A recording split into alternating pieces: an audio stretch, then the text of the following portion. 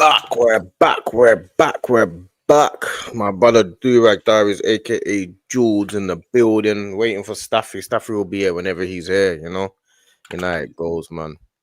We got my brother. Come on, man. You know what? I ain't even spoken to you about this. I know I've seen you on a million streams all over the place. Like you're everywhere right now. You're hot property right now because of the EZE film. I ain't even spoke to you about it, like on a serious one. What are you feeling about it for real? I'll be real. The EZE stuff. It's because I've been speaking about it all day. I'm not even stressed about it now. Like, you know, them ones that I've spoke about it so much. I'm over it. Like, I've had my time to process it, and sort of go through the fact that he's not going to be a Spurs player. Don't get me wrong. Like, when people come, this is definitely. It hurts more than the Willian hijacking. Most definitely, it hurts more than the Willian hijacking because this is a player that I knew in front of my eyes. I saw it. This is a deal that got built up for so long, and it was just like, yo, he's definitely going to come into this team and give us some quality that we don't have. But yeah, man, it's one of them ones, isn't it? Like, we just have to move on. There's other 10s out there. Like, I don't ever get too stressed or too built on. It's just there's this one player, and he's the only one that can solve our problems. There's bare number 10s that can solve our problems. EZE isn't the only one, so we just have to move on and make sure that we go out there and get that player. But I think the biggest frustration for me and most Spurs fans is we don't think that's going to happen. We don't think our club's going to be serious, innit? We got an excuse to now say we tried with EZE, we tried with Morgan Gibbs-White, and we didn't get them. So I just that's the bit that annoys me, man, more than anything. Is just that we tried and then we don't do nothing with it. Yeah, I think what's happened is obviously EZE is a class player, but I think because of the timing of it and because that we got him just before Spurs and all that type of stuff, it's been hyped up like it's Neymar. You know what I'm saying? Yeah. But I think that's what's happened. It's been like it's accelerated into that like he's a world class superstar. You know what I'm saying? I think we need to. I think he potentially can be, but we've all seen EZE play for years, and no one has ever said he's world class or the best player in the league. No one's ever put him in no shouts. You know what I'm saying? All of a sudden, he's meant to be the difference maker to win us the league. You know what I mean? It's a bit weird. That's my thing. That's my thing, and that's why I always try to bring the balance, because I've said for a long time, like, I rate EZE, but at the same time, he's not such the player that many people think he's not a world class player. Like, he's far from that. I think he's got the potential to be, though. Yeah, but then at 27-year-old, are you even still talking about a player having potential? That's the question. Let's be honest. Like, you wouldn't say Gyökeres has potential. You wouldn't say he has potential. You say you expect to see it right now. Like, if he doesn't do it now, then it doesn't matter. But I mean, potential to be world class is different to having potential. I'm saying Gyökeres, you might say he's not a world class player now, but he is next year. EZE wasn't world class a year and a half ago, but he is now. You get it? Yeah. Like, I think with EZE, I think if he performs like he's been for Crystal Palace, but does it at Arsenal, people will class him as a world-class player. You do know he disappeared for the first 4 or 5 months of Crystal Palace's season. They didn't win a game for the first 3. Yeah, but that's because he's at Crystal Palace. If he's playing like that though at Arsenal, we're probably still winning games. And his like what EZE does, like he'll make more differences in big games. Like, that's probably more what it is, more so than being the main man every single game. Do you know what I'm saying? Yeah. No, I get what you mean. I don't think he needs to. Obviously, like, that's the one thing is when you get players like EZE, is the step up from a team like Crystal Palace is you are no longer the big man in the dressing room. You are just one of many. Like, he's probably not even the top 5 best players in Arsenal now. Like, he's up there, but there's a lot of players when you start a game who you're going to be looking at as being the main one. Big up, my bro. Big up to Stafy. Big up to Stafy. What are you guys waffling about? Stafy's hiding. He's hibernating. Wake up. What people don't understand about Stafy. Big up Stafy, though, man. Big up, my bro. Big up, man. Big up. Stafy is hiding, people. From who and from what? Stafy's been hiding. Stafy's been hiding for a little while. He's been hiding for a little while. I don't know why.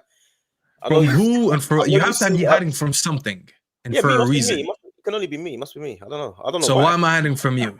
I'm not sure. I'm trying to figure that out. I said to Jules behind the scenes, I'm like, Jules, why is he hiding from me? Jules goes, right, so let's give context to the crowd right now, because these lies being spat on my name, I don't like that. I think it was Monday, George. I randomly reached out to George. I think it was either Monday or Tuesday. I said, you need to get me on your boys channel. And he's like, haha, why? What happened? Da, da, da, da. I'm like, bro, I just feel like there's a lot of talking going on. There's a lot of like ahas and hee-hees going on, and I'm seeing Igal videos being retweeted and clips being I just didn't like that. I didn't like that. I was like, you know what, bro? We need to do something. And he's like, shit, I'll reach out. So I initiated it. And then it was like a couple hours later, I was being told I was hiding. I was like, wait, hold on. I'm used to Bruno. Bruno fans, listen, I'll tell you what.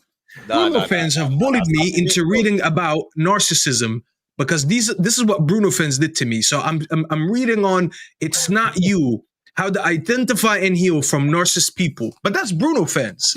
I don't know why you did that. I was just very confused at that. You've got to be honest as well. There was a part that you're missing. You're missing a key part of the story. Which one? It was, I messaged Jules. I said, I gave him a time and a day. He goes, yeah, we'll do a time and a day. And then after that, I heard nothing from you for a whole day. And I had to message Jules again. No, I replied to him and he didn't tell you. Oh, so that's so now, Stafy, this way you're all right. I sent Stafy a voice note that said very clearly, these schedules sporadic. Give me a time, give me a date, or give me some times at work. Oh, I said let me know his schedule on Thursday. That's all I said. I'll go back to D and I'll give him the time. I didn't get a response from that. I remember Stafy sent me a meme or like a tweet or something. We had a laugh about that, but he never responded to that. So then the next day, that's how we end up. Anything after 5, I'm ready. I said, just let me know his schedule. So he wanted me to give him a time, and I wanted him to give me a time. He messaged me again, and that's when I messaged him again. I had to force through this. He was on me. I told him after 5. That's all I said. I was like, after 5, I'm free. I rang him like 10 times. I rang him like 10 times. I was trying to force 10 times to get me on the channel. I must be a celebrity down there. What's going on there? Come on, I'm not betting for it. You are. When I see you on Twitter, when I put it on Twitter, and I see you with a gal, because a gal, I saw the clip. And the girl actually was right. Yeah, I gave him his flowers right away, bro. Igal, I'll tell you this. Igal's my boy. So for people who think, because I saw a lot of people abuse me. Oh, apologize to him now, you prick, you cunt. I was like, relax, first of all. This is my friend. Secondly, I was the first person to tweet. As soon as I saw the EZE news, I retweeted. And I said, what did I say? I said, sorry for ever doubting you, King. And I just put the Stephen A. Smith walk. Yeah, I didn't see that. I'll give Igal his love, bro, because he always always gets shit. People shit on him. The minute he gets something wrong, they shit on him on YouTube. He gets something right, no one gives Igal flowers. I was the first one to give him his flowers, even if it's at my expense, bro. I don't give a fuck. Actually, I was the first one to give him his flowers. Oh, so now we're racing on who glazed Igal first. Sure, bro, you can have it. It's not possible. It's not possible for me. It's not possible for me to glaze. It's not possible. It's not possible for me to glaze. It's not possible for me to glaze. It might be possible for you. It might be possible for you. But let's actually talk about what because I remember there was something that a gal said in particular, because it wasn't just the EZE stuff, innit? It wasn't just the EZE stuff, because you'd saw the clip. No, a gal's got a couple of things wrong. He's got a few. Like the Man United and Arsenal game. That was he's had a few things. He's had a few things. You know what I mean? Like he's done a few things, but you see with a gal, what I like about a guy, he stands on his principles and he sticks to his word. Do you know what I'm saying? And that's what he does. And he does have ball knowledge. A lot of time when we're all online, everyone knows about football, don't they? So he does have ball knowledge. He just gets a lot wrong. And he goes too far sometimes. Like he decides to go and say, like today, he said, I saw him say today, he messaged me yesterday. We were having a normal conversation about Arsenal. It's like nice conversation. It's like, yeah, we're talking. And then today I see him on the stream talking about we're favourites for the title. And I'm thinking, bro. Said that yesterday. I'm like, bro. He said Arsenal have the most balanced, the strongest squad, and they're favourites for the league. I'm like, bro, can you just not be the guy you was messaging with me yesterday? Just be that guy. But that's what Igal is. Let's be honest. If Igal doesn't make overarching statements, if Igal's not like, if all his Arsenal love and all his Arsenal statements aren't just OD, he wouldn't be Igal. Come on, like he'd just be another guy. That's what makes Igal. Yeah, that's not him. What was I gonna ask you though? What did you think of the Man United Arsenal game though? I know you're a United fan, innit? You're a United fan, innit? No, I'm an Arsenal fan. Hold on, just zoom out. Zoom out. Just put me on the big screen. No, you don't deserve you don't deserve big screen. No, just put me on the. I'll show you something real quick. Here's my Arsenal support. Let me see that. Well, You see that? What's that? What have you got an Arsenal picture up? Oh, Van Persie. This guy's got Van Persie. This guy. You didn't leave it for a second. This guy, he's got Van Persie. I can't believe. Because a lot of people don't see Van Persie. They're like, "Are you a United fan or Arsenal?" I'll be like, "United." They're like, "Why do you have Arsenal behind me?" I'll be like, "Look again. You'll understand why I have it behind me." And then they see Van Persie. There's a lot of Arsenal in that picture, though. There's a lot of Arsenal in that picture. Yeah. Say that again. said no Arsenal excellence though. The thing is with Man United, the thing is, and I'll be real with Man United this season, like, and I said this from before, when I saw them in pre-season, I think they're gonna have a good season, and not only are they gonna have a good season, I think they're getting their act together. I think Amorim is one of them managers that you know can become a great. So you're basically banking on potential, innit? It's one of them, you know what I'm saying? And I think that's what their situation is. I think Man United are gonna have a good season. Man United and Tottenham are both gonna have a good season. And Arsenal don't get their act together soon, will be overtaken. That's the truth of it. I agree with you. I think United are gonna have. I saw enough in that game to know that we're gonna have a little bit of a better season than I expected. Still a little bit worried about the midfield. I'm not getting carried away with the performance against you guys because I feel like a lot of it was rust, and a lot of it was down that we're playing at home, first game of the season. I don't expect us with this midfield to do a lot of damage. So I'm not getting that carried away. But even though we didn't score, I can just already look at this team and expect that we're going to score a lot of goals this season. This quality of in the front line that we didn't have. Yeah, they have players that can. I think like on a better day, probably Mbumo maybe gets a better shot on target. There's a couple shots that he had that I wasn't really impressed with. There's no clear-cut chances, though. That's the thing. Yeah, but like on another day, you expect him to bang a couple of these because I've seen him do it enough. Where I'm like, you know what? Fair enough. He's still going against one of the if not the best defense in the league. So I'm not making too much out of it. Cunha, the guy's always looking to do something. We barely seen any minutes from Sesko. I'm looking at this team. I'm like, all right, this team has goals in them.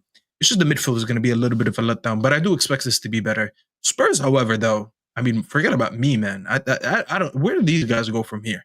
Because I did a show with George last week. I said if you got EZE, that's a very, very good front line. And I said he's more of a Spurs player than an Arsenal player because he comes down, plays down that middle on the transition, running mates in Solanke, Savinho, maybe if you guys get him, Kudos. I saw a lot of potential there. But now I don't know where they pivot from here. I don't think they need to pivot at all. I don't think there's any reason to pivot. I think they've got all the ingredients that they need. I think people are making too big of a thing of the EZE thing. I know it's all banter and stuff, but I feel like it's in the real world, it's not that big of a deal. I think EZE, one, was probably always going to come to Arsenal if the option was there, and two, like I said to Jules earlier, I think people are turning him into the world-class player because of the timing and everything of it and the circus around it. I still think we need a Rodrigo. We get Rodrigo, then I'm saying, yeah, we can be up there, but you don't need Rodrigo. You want Rodrigo. We need him. We need a left. We need a serious left winger. Why you think EZE plays down the middle? No, EZE will play left. Okay, so why do you need Rodrigo? How many players are going to put on the left? Depth. We need depth, man. Who's sitting? He's not joining for depth, though. EZE's not joining for depth. But what I'm saying is, the point I'm making is, obviously, every team right now are waiting for Rodrigo, aren't they, to make their decision? Everyone's waiting for Rodrigo. And like, I don't think it's you guys. I think City and Liverpool waiting. I think now that you guys, that's why Savinho. Why do you think that's why they hold on to Savinho, just to make sure if Rodrigo comes available? Do you know what, with the Savinho stuff? I still think that deal's on the cards. I think the Savinho they don't want to play against him. That's all I think it is. I think Tottenham and Man City will start to talk again about the deal after the game. But I think they don't want to play against him, for one. That's the worst thing. And two, they probably do want to see what's happening with Rodrigo. Another weekend where he sits on the bench, it might be a case where Rodrigo's now says to his agents, find me a move in the last week of the window. And that could sort of perk up the other teams. But I don't think Rodrigo's on your radar. I think that your transfer window's done. I think this EZE move shows me your transfer window. I don't think it's done. I think there's a potential to get one more. I don't know. And if you do, it won't be Rodrigo though. I don't think you have one big move left in you. Maybe another player, but just not that one. You think Man United is done as well? No, we still need a midfielder. I think we'll get a midfielder. Or we'll try to get a midfielder. Polino. Should have gone for Polino. Nah, Polino hype. We need runners, bro. That guy runs like he's a fridge. We need what's his name? That can cover ground. Baleba was the perfect profile. You need somebody that is a really strong passer, somebody that can cover ground, somebody that's good with the ball at their feet. But I can't even lie. Pap Sarr would be. So you need a player like Pap Sarr. That's what you need. Yeah, but we need a Pap Sarr who's comfortable on the ball. Yeah, that's the issue. Yeah. And that's why we went for what's his name, Agumi. Shout out Hooks. That's why we went for Agumi, because he's a little bit of a baby Casemiro within the passing range, but he can also tackle and he's a little bit comfortable with the ball, a little bit more comfortable than Casemiro on the ball. So I like that. I like how we went for him because he's actually cheap as well. And tell you something, bro. I love all these brothers from France. If you if your parents came from Africa and you live in France, you most likely know how to play ball. And I love these footballers. That market is the best market. And fight. Bro, yes. Them man over there, rough, bruv. Bro, it's the best market to go for, bro. Honestly, has there ever been a better footballing market than all these players coming out of league? You know what? You make a good point. You make a good point because, like I say, we all know about this little back and forth that you lot have been having about this international thing. But you know what? A lot of the time, I think. Hey, listen, an international guy got the EZE prediction right. So no, you know what it is? When people say international, I don't think they mean international because international is Spain, international is France, international is Germany. I don't think international is anything outside of where you are. So your international is anything out of England, even including Ireland and Scotland and Wales. I don't think people mean international. I think they mean American. You know what I'm saying? Yeah, we know that.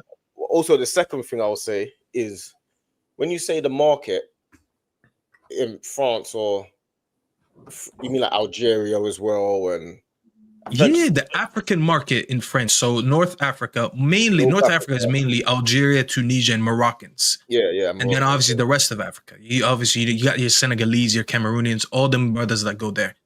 It's a great market. I'm Egyptian. Oh, you're Egyptian fully? Yeah, I'm fully Egyptian.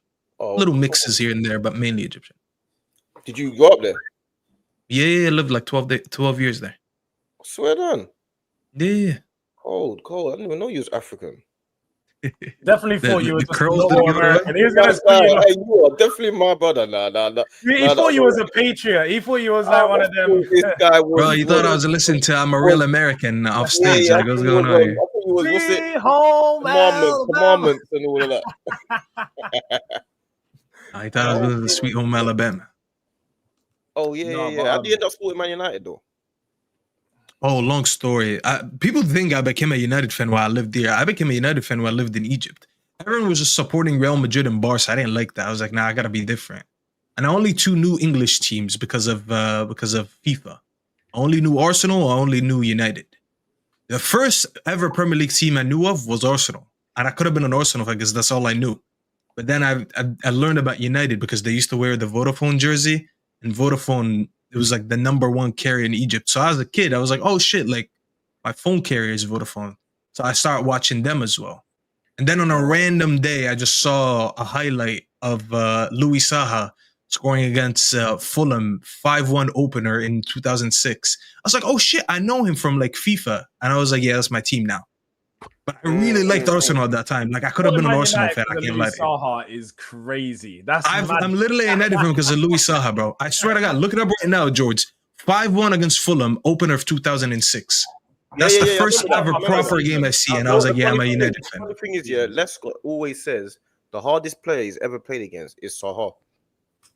Saha was cold, bro. He just got injured all the time, but he was cold. One of them tall, silky strikers, isn't it? Like when he was at Fulham. It was Fulham. He was at before United, didn't it? Was it? Fulham? Yeah, he played at Fulham when they wore the Pizza Hut logo. He was a problem. Actually, he was a problem when he went to United as well. He was one of the most talented, strikers you'll come up against. But I get what you're saying about that market, though. What you said about I think in this day and age now, in the market that we're in now, no one finds those talents anymore. I think that market feels like it's gone. No one's got time to risk it. There's too much money in the game to risk taking a risk on those players because there's a lot of players, like you say, Caicedos, Balabas, Basumas. There's a load of them that are coming from different parts of the world, but no one's got time to risk it anymore. There's too much hiring and firing. Do you think that the people like the French league now because it's the most similar to the Premier League? So when you talk about these players that come through, they adapt to the Premier League way easier because it's a bit more physical. It's got the technical level as well. It's got the nice mixture. Whereas when you look at the Spanish league, it's way too technical over there. They haven't really do the physicality. Serie A, way too tactical. When you got a good player that they just stand out, a good PMP player, they'll run through. So when you got the Premier League and the French league, they're probably most similar in the styles of play. So those players just come and they just slot in like anything else. But the thing is, in the French league as well, and the African players more time, you get extreme versions of talent. So you might get extra skillful, super skillful, or super silky, or super fast. Do you know what I mean? You get the extreme versions of what they are. You know what I'm saying? You'll get a Zidane or you'll get a Ben Arfa. Like these guys are just as silky and as skillful as you can come up against. Like you get like the extras, but I don't know if there's any time for that in the game anymore. If Ben Arthur was in a day like today, he'd be like, I don't know what he'd be like now. I'm hoping that we go in and grab Malik Fofana, you know. I won't lie. He's someone that I wouldn't mind. see that happening more than anything else because he was just saying Rodrigo. I don't see Rodrigo happening. I think he stays in Madrid if anything. I think Malik Fofana, that's doable. He's on the bench every week. Yeah, if we sell, but he's a cook, bro. He ain't trying to leave, bro. Come on, man. If we sell Martinelli, I think if Arsenal sell Martinelli, then we will most likely sign Rodrigo. But I think because I don't even see where you play him. Give me an 11 with Rodrigo in it. No, but no, you know what is? You know what is Stafy? Yeah, everyone says this, yeah, and then when we talk about like as a left wing, people say, but he's not a left wing, he's a 10. But then people say, yeah, but you need better squad depth. So when people were telling me before, Madueke, where's he going to play? He costs 52 million. You're not going to buy a 52 million bench player. Yes, we have. So EZE and Odegaard, I guess, can compete if Rodrigo comes because Rodrigo's definitely going to take the left-hand side. So they can compete. Everyone He's not sending his captain, let's be honest. Arteta's not sending his captain. You guys can think Odegaard that Odegaard will start. But what I'm saying is people always talk about how you need more depth and sacking these breaks and stuff like this. But then when it comes down to actually getting these players, people be like, but where's he going to play? Do you know what I mean? Even Rodrigo can play in the 10. Do you know what I mean? Like he can play behind the striker as well. So do you know what it is, yeah? Like Arsenal are just building a strong squad. Like that's what Arsenal was trying to do. They're just trying to build a strong squad so they don't have to rely on like playing a set team every single game, more often than not. And that's kind of what I feel like that was kind of like Arteta, not for his first stage, but like you can clearly see he favors players that can play in multiple positions because he likes players to be able to move around freely and understand the roles of where they move to when they are in that space on the pitch. So I wouldn't be surprised if you like. I don't know. Like, look, hey, who knows what could happen? But I genuinely think if Martinelli goes, that will signal to me that Arsenal are 100 million% signing Rodrigo. And then it's like, where does Rodrigo fit? He immediately becomes Arsenal starter. But why would you assume he's going there, but not Liverpool as an example? No, I'm not saying that he like. I'm okay. The reason. Well, you just guaranteed 1,000%. That's what you said. Yeah, I mean, if we sell Martinelli, then 100% will go and sign. Yeah, but Liverpool. Okay, so Liverpool sold Diaz. The only reason I know they didn't go in gung ho on Rodrigo is because they want EZE. Yeah, I know they're saving that money for that. Yeah, definitely. But for you to assume that, I think if you sell Martinelli, 1,000% you're signing a player. That I'll shake your hand on. I just can't confidently sit here and say Rodrigo's 1,000% go to Arsenal because, like, bro, he's shown no indication that he even wants to leave. Yeah, well, I mean, he can obviously, if Man City want to bid for him, there's a chance for him to go there. If Liverpool want to bid for him, there's a chance for him to go there. I'm just speaking purely from like how I see Arsenal doing their business. I'm talking about the chain reaction from selling Martinelli. Like the only way I see us going and signing Rodrigo is if Martinelli gets sold. If Martinelli don't get sold, then I think what will happen is we'll most likely go for someone like a Malik Fofana, for example. So, but this is where we probably should have been cleverer and done what Man United done because Cunha and Mbeumo are both players that we could have had in our team. Like this is the fact of it. See Mbeumo, because he got 20 league goals last season. If he gets another 20 league goals, because Saka's yet to do that. If he does it again, people will start to compare the two. I think he's more of a forward though. Saka's more of a winger when you watch them play. Like, when you watch Mbeumo play, he's a player. They're both playing the same position though. No, I know, but when you look at the way they play, and Mbeumo drifts inside, you find him get a lot of chances in the actual 9, like in the center of the box. He gets a lot of chances in the penalty area. Yeah. Saka doesn't. All of Saka's majority of his chances are on the right hand side, the right half space, edge of the box on the right hand side. Like he doesn't get a lot in the actual center of the box like Mbeumo. So Saka's more of a wide forward, whereas Mbeumo to me is more of an inside forward. Like Mbeumo is like a Salah profile. Yeah, you don't compare Saka to the same. Salah. Exactly the same. They're goal scorers that play off wide. You know what I'm saying? Obviously, they're creators as well. Whereas like Saka, he's a little bit more of a traditional winger. These two, I look at these guys as inside forwards, and then I look at Saka as like an actual winger. But this one, I think actually you need Malik Fofana. Malik Fofana would be great depth for you on either side. 100%. I agree. I think Saka needs to rest a lot this season, bro. A lot. He didn't look good at us against us at all. I think a lot of people didn't look good against you because you guys played really well.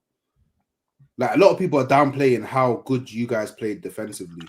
Like you guys were so strict as well in getting back into your shape and your structure when we got on the ball. All right, blessings. So like I'm not gonna underrate what you man did because you man played really. I was shocked. Put it that way. I was shocked. That's how, in my opinion, how good you guys played. I think you guys can look at that performance and be like, okay, cool. We're gonna see a bit of a different Manchester. I still think you need midfielder, personally. Yeah, we said that before you hopped on. Because D asked me that. I was like, that's the one thing I'm not confident on. And I'm not getting too giddy with the performance against you guys. See, I knew Iga would say that. Iga, it has nothing to do with the fact that it's the first game of the season. I just generally think that Saka hasn't been looking himself because of his injury. And this is why I'd like, if I'm an Arsenal fan, I would want a Malik Fofana in my team. Because I want someone to come in and pick up some games when I need Saka to rest. I think Saka's been bro, he's just been ran into the ground, bro. The guy's, how old is he? Hooks? 25? 23. Bro, man said Saka 25. Saka 23. Wallahi, I thought he was older, bro. But let's see how long he's been playing for. I thought he was 25. Same age as Ahmad. But he's like older in months. But but here's the difference. I saw this stat last season. Ahmad has played a third of Saka's minutes. One third. Yeah, so crazy. for every 1,000 minutes Ahmad plays, Saka played 3. Do you know what? That's how many minutes he's played. The difference this season, though, is that Saka may still play similar minutes, but he's not overly relied on now to be the game changer, if that makes sense. So if Saka doesn't have a good game, it's not so bad anymore because now you got Eze, now you got Gyökeres, now you got like other people. Zubamendi can even do something from deep. Like you got people may not like him, but you got Noni Madueke, who he can come off the bench and he can even start some games and at least provide something. But do you trust him to start games? I know he can start. I'd rather him start over Martinelli and Trossard on the left. 100%. Do you know what it is? It's because like for me, I'm completely like, for me, the Martinelli project's over. Like I can't. Yeah, he's dusted, bro. It's finished. I can't invest any more time in thinking that he's going to get back to what he once used to be. To me, it's long gone. And Trossard, like, cool. What it is with Trossard, is I don't like players who you only excel when in a specific scenario, which is I'm bringing you off the bench. When he starts games for us, he's horrible. Like, I think one thing Arteta never liked about him is his physical levels, which is why it was always going to be hard for Trossard. Because remember, bro, this guy was bagging for fun for Brighton, but it took him forever to get a big move. And honestly, even when you guys got him, you didn't break the bank for him. You paid like 27 for him. Yeah, it was just a cheap fee. Because when you look at it, bro, like these players are good, but like for him to consistently start for a top 6 team for 90 minutes, he needs to be, at least for an Arteta team, he needs to be on a certain physical level. And he's not that guy. He's not fast either, but he's like a technician, and he's meant to play in like the tighter spaces and get the shot off. Yeah, like, he's a little bit of a Foden profile, playing in those little pockets, picking up the ball, driving in these little pockets, giving goals. He should like he's a good bench player. But you said you don't like that, but I honestly don't mind it. I like players who know their limitations. He knows. I mean, I don't know if he knows his limitations, but that is his limitations. But that's what comes with it, the attitude. He doesn't like. He feels like he should be playing more.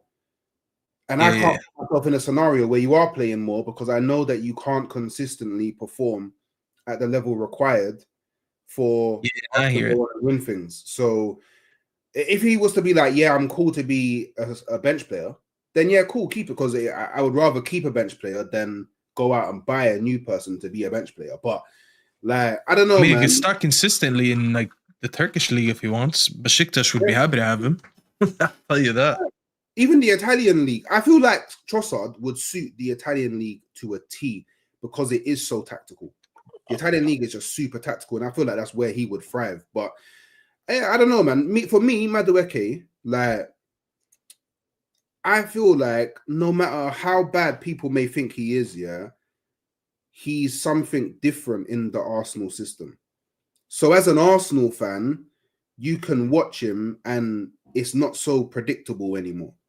Like there's an air of unpredictability now whenever Madueke plays, because I don't think anyone can remember the last time we was crossing early from the left wing.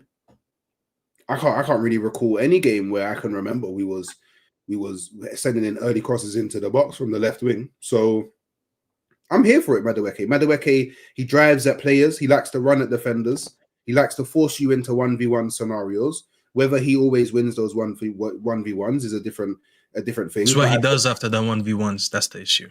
Yeah. Obviously, there's like his end product he needs to work on. But I feel like that's neither here nor there in it. Like, because me personally, as long as there's someone that's winning us the game, I don't really care who it is that's winning us the game in it.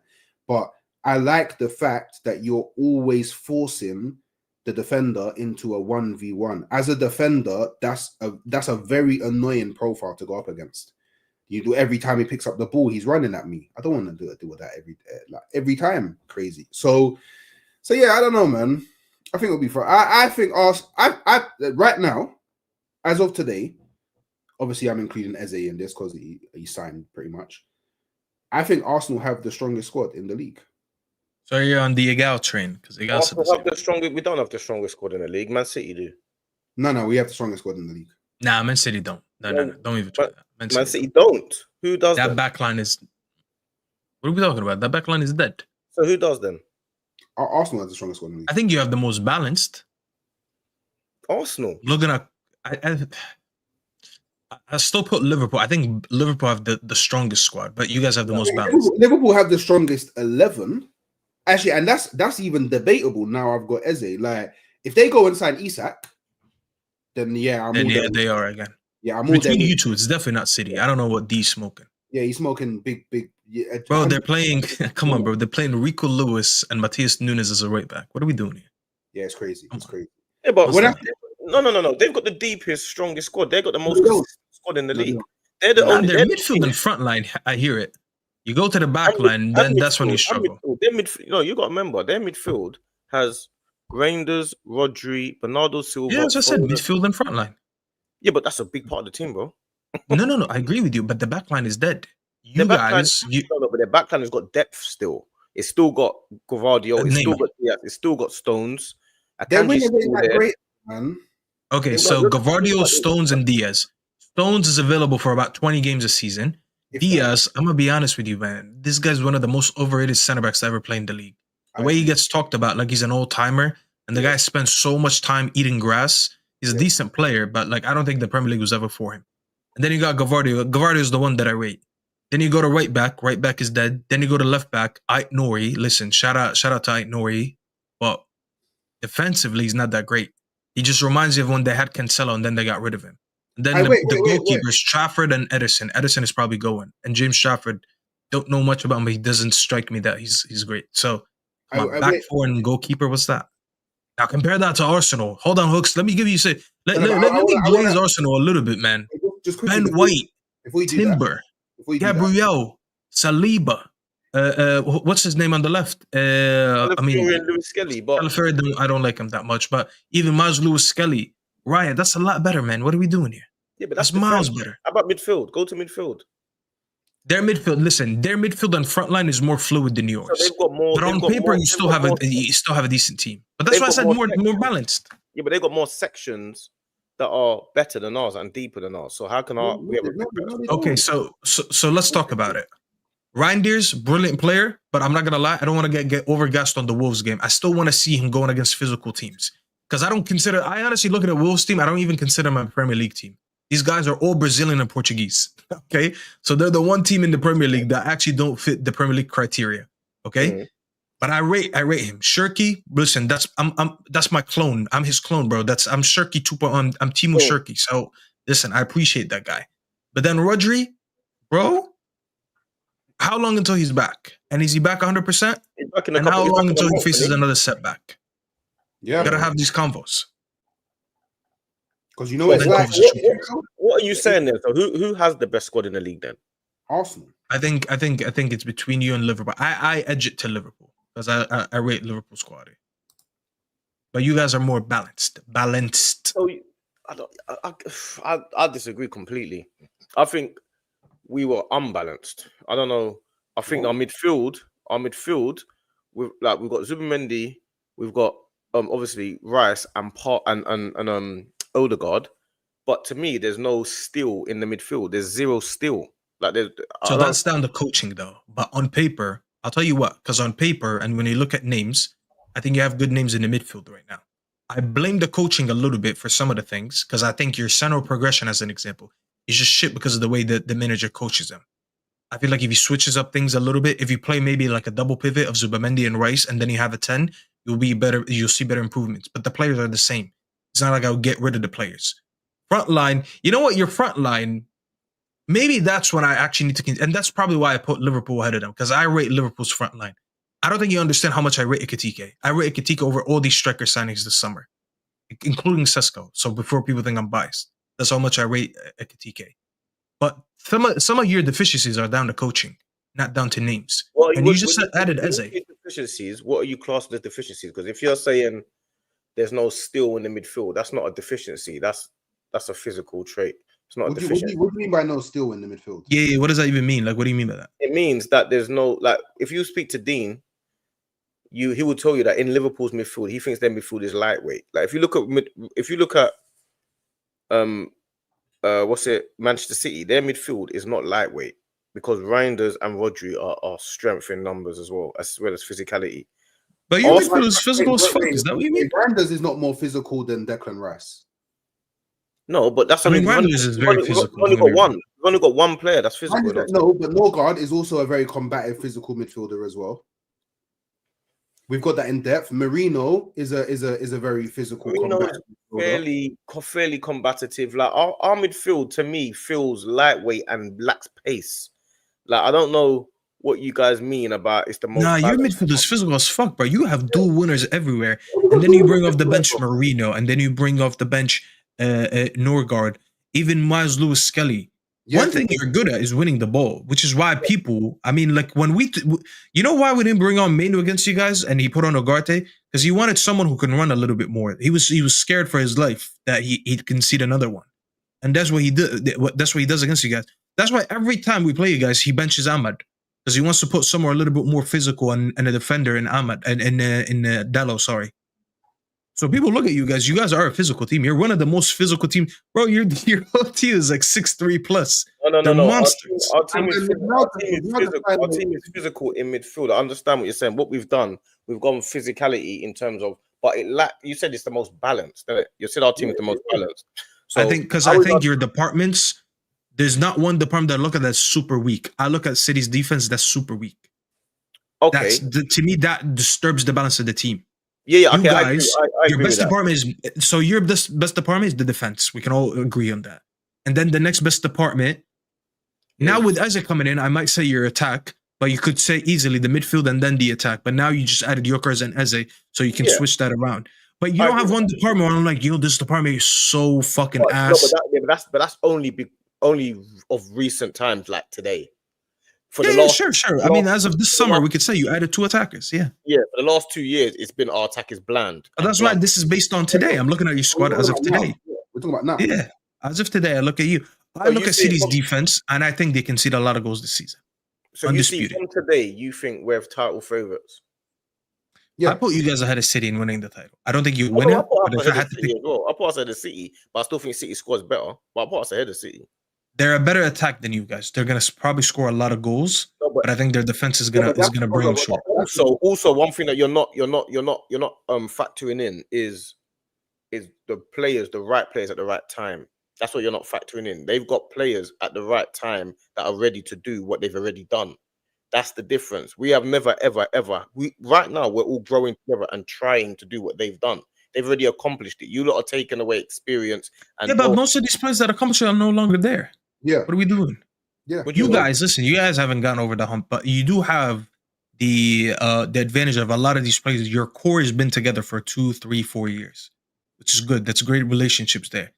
Eze coming in right now. Yeah, Eze hasn't won anything major. Like, he just come off an FA Cup and a Carabao Cup. Sorry, not a Carabao, Community Shield. But you're bringing in a player that's in his prime. He's 27. He's been in the league for a while. One of the highest rated footballers as of last season. I think some of the best rated footballers out of the top 6 teams last season was like Eze, Cunha, and Bruno, and all of them got moves. So just like how we got proven now players that we expect to come in and hit the ground running, you got that with Eze. So you added decent strength. City have that. I just, the one thing that you're doing that I keep saying, I've been saying on YouTube for a while that I just get tired of people doing that. I don't want to rate the City team because of what other people accomplished. That's all, bro. It's like me claiming what the pharaohs did because I'm Egyptian. That's my ancestors, bro. I didn't do that. I didn't build the pyramids. They did. No. That is the opposite of that. Okay, so what's the reason why people say that Chelsea would be more likely to win a cup than Arsenal? Why do you think people think that? I mean, I don't know. I didn't make that statement. No, but okay, who do you think is more likely to win the Champions League, Chelsea or Arsenal? I mean, bro, I'll be honest. You guys reached the semi-final. I'll probably have to say you guys. Nah, no one believes that we're more likely to win it. Wallahi, I believe that. Bro, if you can defend the Champions League, you'll win. Because there's a lot of luck involved. Just defend and get lucky. Chelsea have got the reason why people believe in that is because know-how is another. I think Chelsea could go far. I'm not just gonna make a crazy statement and say they could win it. Like, bro, come on. Why am I gonna all of a sudden like? I like this Chelsea team. I actually rate them high. I said before the Eze signing, I actually had them finishing ahead of you guys in the league. But now the Eze signing changes a lot for me. I rate this Chelsea team. I get what you're saying. Come on, because they battered PSG once, I'm just gonna be like, yeah, they're gonna win the Champions League. It's not that you're taking away knowing how to win. You lot are assuming that Chelsea knowing how to win the Champions League. Say that again. This current crop of players don't know how to win the Champions League. No, but they've won competitions. Our current crop of players have not won together before. You can't. Yeah, no, they haven't. I agree. Yeah, but you have more Champions League experience than them, as an example.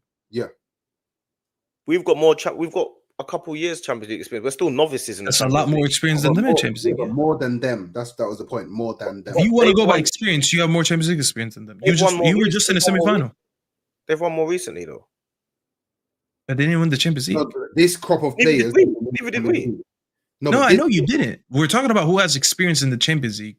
You have more experience than them in the Champions League. So if we're going off that basis, you out-experience them. You go to another Champions League semi-final, you're like, you remember when we lost last season? Yeah, we're not doing the same mistakes. They can't do that because they weren't there last season. Yeah, so, respect to them. They won the Conference League and the Club World Cup. But I'm not adding that onto... That's not experience to win the Champions League. I know what it takes to win a Champions League, and I don't think they've experienced it yet. Can they win it? I'm not dismissing them. I think they're a very good squad. But I don't think you could put them ahead of you. I don't think that's logical. No. In terms of the Champions League and in terms of cup competitions, Chelsea are definitely ahead of us. No doubt about it. In terms of the league, cup competitions like FA Cup and Carabao Cup, sure, we can have that conversation. No, Champions League. You guys are so when it comes down, you're a better Champions League team than them, bro. We definitely don't have to do the humble gimmick. And that logic that you're using, you should apply it to the Premier League as well, then, because they won a Premier League sooner than us.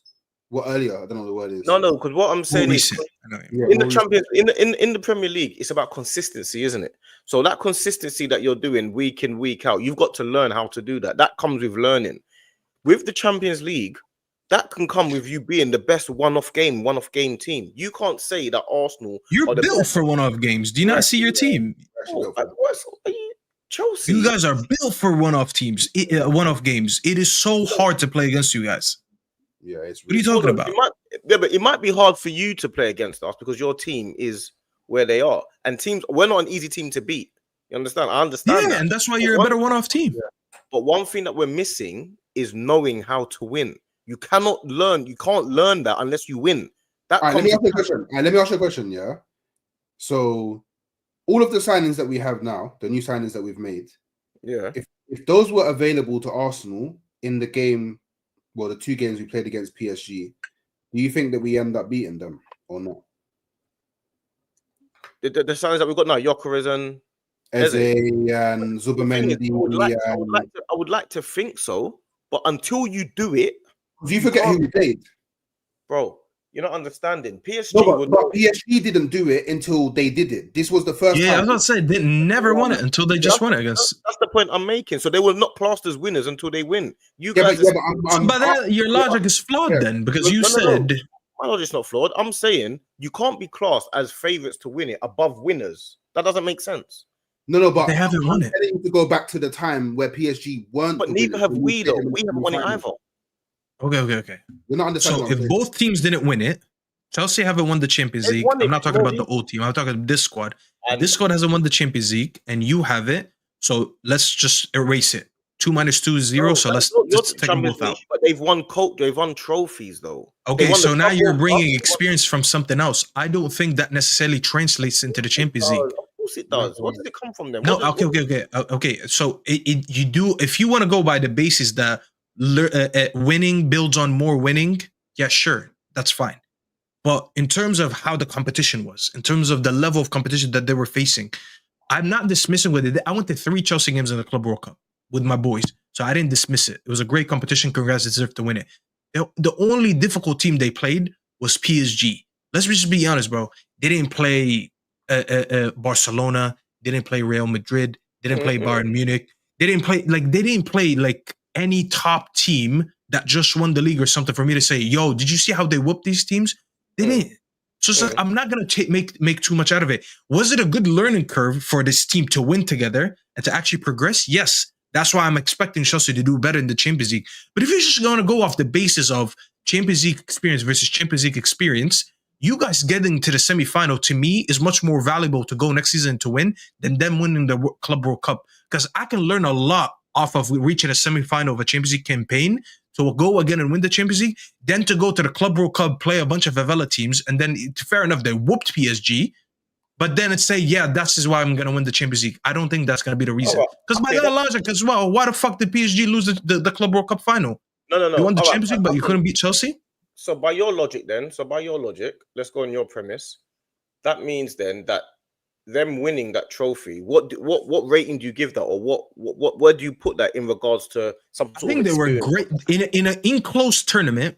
Because let's be honest, in close tournaments, it's like the World Cup. You're just in a camp for like a month and a half. All you have to focus on is just football. In an in-close tournament, they proved that they're a very good tournament team. So give me another Club World Cup, I'll probably rate them again and say they're probably favorites. But over a campaign that's going to last 9 months, traveling back and forth, home and away, I can't apply a lot of that into that. Do you put Chelsea as one of the favorites to win the FA Cup or Carabao Cup? I say sure, because they showed me they can be. Why? Because I look at that. Okay, so it's the level is a lot less than the Champions League. But if you want to replicate some of that experience in winning a cup like the Club World Cup, at least I'll go for a lesser level competition like the Carabao Cup, like the FA Cup, where most of the teams are going to be similar level to these Brazilian teams and these teams that they were facing in the Club World Cup, and say, you know what? Probably in some of these games, they're not even going to be playing their first team, so maybe they'll rely on their depth.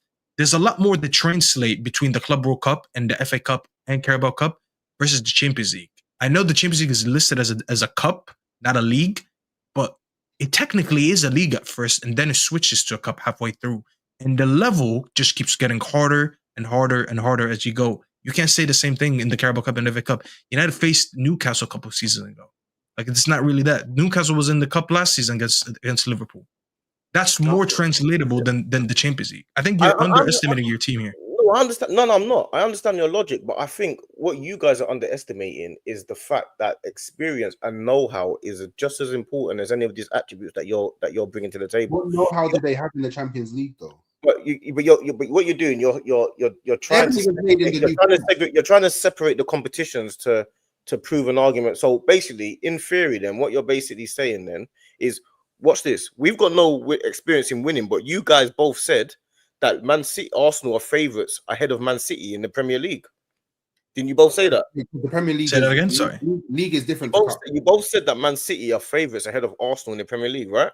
No, I didn't. I said Arsenal are favourites. I had to say. That's what I'm saying. You said Arsenal are favourites ahead of Man City, but Man City have won the Premier League, which is the same competition we're judging. Yeah, but I also explained why. I explained their backline and explained that most of these players that won stuff a couple years ago are no longer there. Like Mermouj didn't win the Champions League with them. The Premier League with them. Doku didn't. Reinders didn't. Shirky didn't. Who else? Pep did. Yeah, sure, but okay. I mean, now we're going to coaching, and of course, Pep is always the X factor for them. Bro, the reason, by the way, we rate City that high is what? Because they can down tools sometimes, and they could look a little bit defeated. But then we always say, but you know what? They got Pep. But I can't analyze Pep. He's a manager. I can analyze the things I see on the pitch. And I see a team that's a little bit weak defensively. So yeah, Pep can do something out of nowhere because he's one of the GOATs. But equally, I got to go by the evidence that's given to me. The evidence that's given to me, they're not a very good defensive team. And a lot of these players that won are no longer there. Like, if I look at their lineup, if you pull up their lineup from last game, how many of the players actually won their last Premier League for them? Trafford never won with them. Nunes didn't win with them. What you're saying is, what you're basically saying is to take away the achievements of and take away the attributes that Pep has. They've got Edison, they've still got Bernardo Silva, his attributes. They've still got Foden, they've still got Haaland, they've got Rodri, they've still got Diaz, they've got Stones. No, of course, they do have that. They've got 10, 12, 14 Premier League winners in their team. No, they don't. No. Okay, so I hear you. But now I got to make a decision. Me personally, when I'm making this prediction, I got to make a decision. Do I say, oh, because they have about 10 players or whatever that remain from that last team that won the treble, are they going to win again? Or do I say, I look at the current squad and I look at some of the deficiencies that they have, and I think that their weaknesses is going to outbalance the experience? That's the decision I made. But if you want to go over different, that's fine. I just look at the squad and I say, you know what? It's mostly not the winners. They're a little bit weaker. I don't think this one is going to outweigh that one. So I'm going for what I'm seeing versus the experience of winning a couple years ago.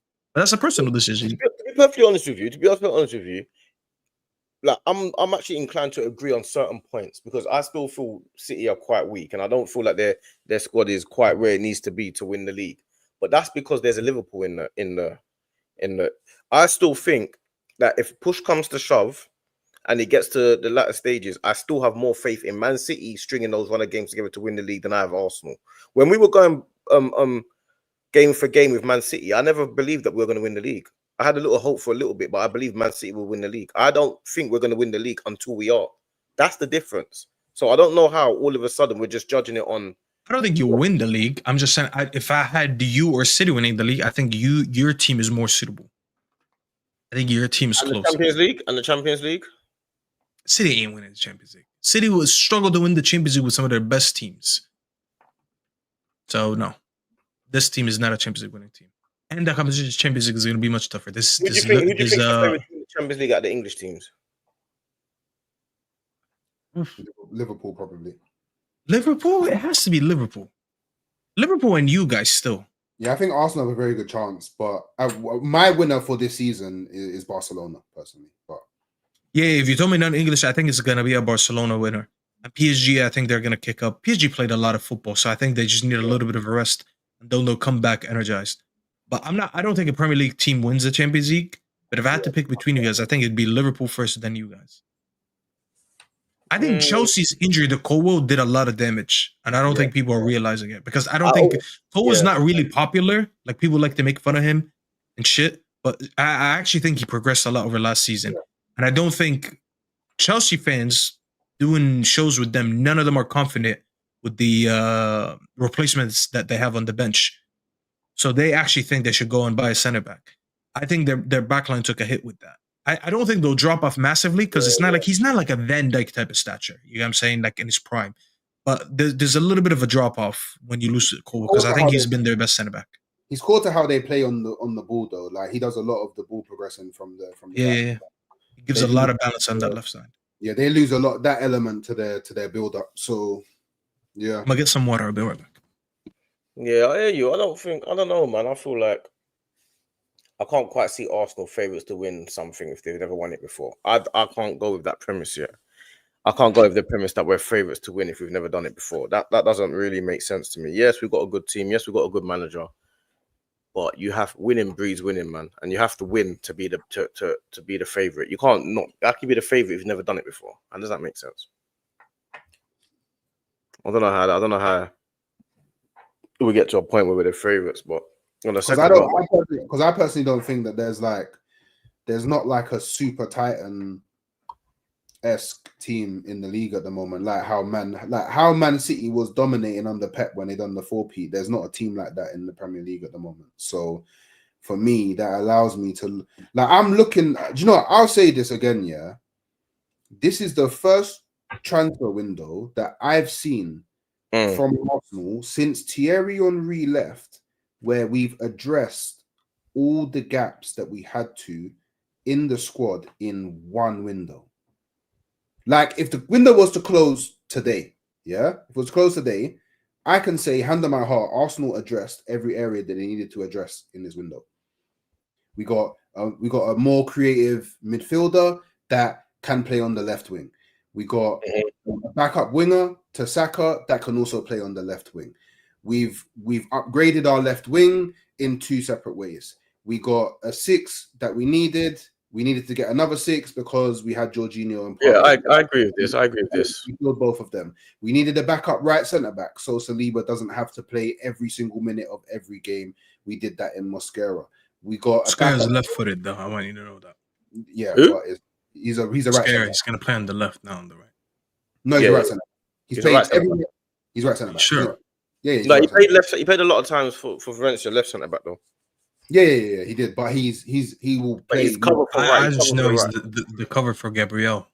No, he's a cover for Saliba. The cover for Gabriel is currently Kiwior. So unless Kiwior leaves, we will sign somewhere else.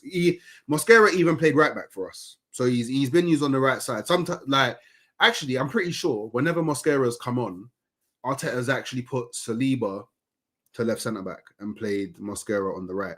So yeah, we got a backup goalkeeper. Yes. So there's actually no hole in our squad now. The only thing that you could do if you wanted to be super nitpicky, yeah, is say we need like a superstar left winger. It's the only thing you could do. But we have brought in options for the left wing. So there's actually nowhere in the squad where there's not an option. We're actually one of the few squads in the Premier League that every position we've actually got viable backup. Every single position. Striker, Gyökeres, Havertz, at a stretch, Marino. Left wing, Eze, Madueke, Martinelli, Trossard. Right wing, Saka, Madueke, Wanyeri, Dauman. 10. Eze, Erdegaard, Wanyeri, Dauman. I was gonna say, where's Wanyeri in all this, bro? Because this kid deserves some minutes. Yeah, see, look, even Wanyeri, that's what I'm saying. We've got our midfield: Declan Rice, Marino, Zubamendi, Norgard. Right back, Ben White, Timber. Centre back, Mosquera, Saliba, Gabriel, Kiwior. Calafiori can even play left centre back as well. Left back, currently Miles Lewis Skelly, Calafiori, and he's still here, Zinchenko. At a stretch, Kiwior has played left back as well. Like literally everywhere, every single position, we have multiple options. And it's at that point, it comes to the subjectivity of football, which is, oh, I don't like this player. I like this player more than this player. But all of them are playing at the highest level in football. So, do you know what I mean? There's not too many. Do you put Arsenal over Liverpool if they don't get EZE though? Like you're going into the season, like I said today is the 31st, no EZE. I do personally. Yeah. Personally, I do. Based on squads. Manager, for me, is the difference. But I feel like the Arsenal squad is so balanced and so good that this season it could potentially outweigh any stupid shit that Arteta wants to do. Potentially. But Liverpool and Man City, and for me, Chelsea, I rate Chelsea really highly. Like, to the point, I don't even think they're a dark horse. Like, I think they're actually one of the favourites for the league. Like, that's how much I rate what they're doing over there. But I just, do you know what it is? Yeah. I look a lot at last season and the season before. And the places where I struggled is not the big teams. The places where I struggled is the weaker teams, I guess, quote unquote weaker teams, that made it really difficult for us to score. I now have someone who can unlock that in Eze, and I also have a 9. Like someone who's actually a striker. Like, do you know how important that is to actually have a striker? Like, I have different options. It's not, I won't have to watch us do horseshoe football for like 70 minutes and maybe get off like one shot at goal. Do you know what I'm saying? I have someone who, more often than not, when he has the ball, wherever he is, in and around the box, he's going to shoot and will most likely get it on target. So I'm a different proposition to what I was last season.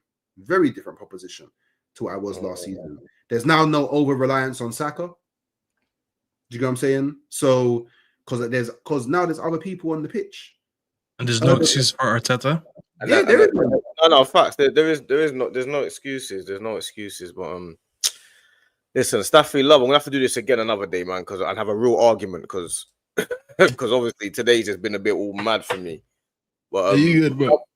Yeah, love for coming on, my G Hooks. What I'm gonna do, I'm gonna send you lot over to Ches. Big up Ches. Do FamZone TV raid. You know the pattern. You know my team. Let's confuse him with something. What should we say? What should we confuse Ches with? Because Ches Just say Garnacho, here we go. He's gonna think that here we go just happened. Boy, that's too boring, man. I gotta confuse him with more like saltfish, Aki and saltfish. Let's confuse him with Aki and saltfish because he might not know what that is. You know what I mean? Aki and saltfish. FamZone TV raid. Big up Stafy. Make sure you like and subscribe to Stafy TV. You know I'm live midnight. International fans, man. This is international fans. You know what I'm saying? It's international fans.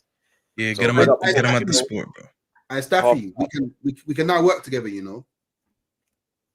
Hey, no way you got the password. How the fuck do you got one? Yeah, I'm American, bro. My dad was. I already went to Missouri to see TJ. Yeah. I was in Kansas. Went to Dallas as well. So yeah, I'm American now, bro. So we can start. I did not know that. All right, I'll consider. You know what? I'll consider it now. Well, I'm saying, but yeah, you lot go on, raid up Ches, and yeah, we'll be back tomorrow, man. I'll be back tomorrow with videos and that. You know, it's big up Stafy. Go on, like and subscribe to Stafy and Halftime Hooks.